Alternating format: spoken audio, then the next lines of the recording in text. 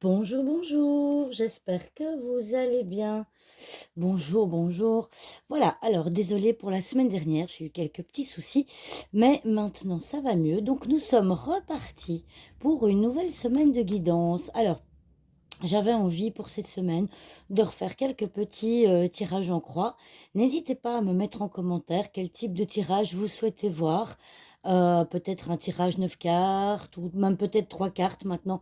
3 cartes, on voit un petit peu moins forcément, mais voilà. Allez, on est parti. Quelles sont les énergies pour ce lundi? Pour ce lundi 25 novembre. Quelles sont les énergies pour ce lundi 25 novembre?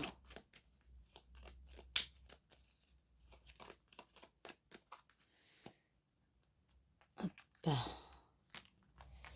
Alors aujourd'hui, on va les prendre, je vais les choisir comme ça.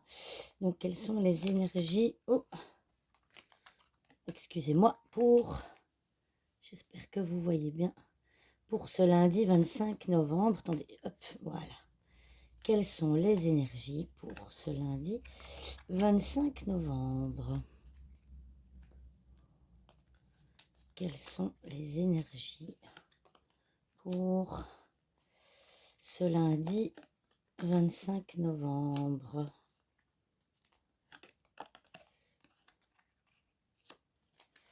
Et le dos de deck, les nuages. Alors, ici nous voyons dans la première carte que nous avons le cercueil. Alors, le cercueil, eh bien, ça peut être plusieurs choses. Ça peut être que vous êtes en train de clôturer quelque chose dans votre vie. Il y a quelque chose qui va se terminer ou que vous aimeriez qu'il se termine pour s'ouvrir sur autre chose, hein. N'oubliez pas, le cercueil, ça vient clôturer définitivement une énergie pour s'ouvrir sur une autre, d'accord? C'est pour ça aussi que le cercueil est le symbole de la transformation. Donc peut-être potentiellement qu'en ce moment, certains d'entre vous vont clôturer quelque chose dans leur vie ou veulent clôturer pour avoir une espèce de transformation, pour changer quelque chose, mais de manière assez radicale, d'accord? Alors ici, on voit dans le conseil qu'on vous donne, bah, on vous dit ici, bah, vous allez peut-être pour cette transformation, vous allez peut-être vous appuyer ou faire appel aux réseaux sociaux. C'est tout ce qui concerne internet, c'est tout ce qui concerne les réseaux en général. Donc, vous allez peut-être faire appel à un réseau, mais les cartes vous disent de rester prudent aujourd'hui, hein. La carte du serpent, c'est rester prudent. Hem Restez prudent, on vous dit de passer à l'action avec la carte de l'homme. Maintenant, avec la carte de la femme, c'est encore une fois, c'est la passivité. On voit que c'est la carte de l'ennui, de la lenteur et on vous dit que si vous voulez ouvrir votre vie sur autre chose, il est temps de passer à l'action tout en restant prudent. Et on voit effectivement ici, hein, le nuage, c'est tout ce qui concerne, c'est toute une, enfin, comment je vais dire? Ce sont des situations confuses, c'est des doutes, hein, et ça concerne le mental aussi. Et donc le mental va très bien avec la dame parce que quand on mentalise les choses, ben, on passe pas à l'action. On y pense dans notre esprit, dans notre... Voilà, on y pense, mais on n'agit pas.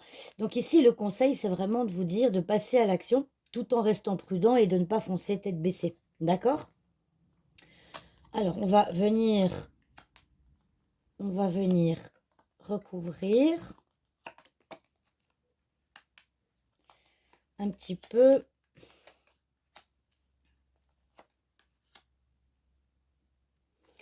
Alors ici, bon, maintenant, pour ceux qui me suivent régulièrement, vous savez que la carte euh, peut représenter le milieu professionnel. Si on se base sur le renard, eh bien, on peut voir qu'actuellement, vous souhaitez, il y a des blocages au travail, hein. Vous voyez qu'il y a des blocages par rapport au travail, peut-être éventuellement par rapport à une recherche de travail, et on voit que vous aimeriez potentiellement clôturer quelque chose au niveau professionnel pour vous ouvrir sur quelque chose d'autre.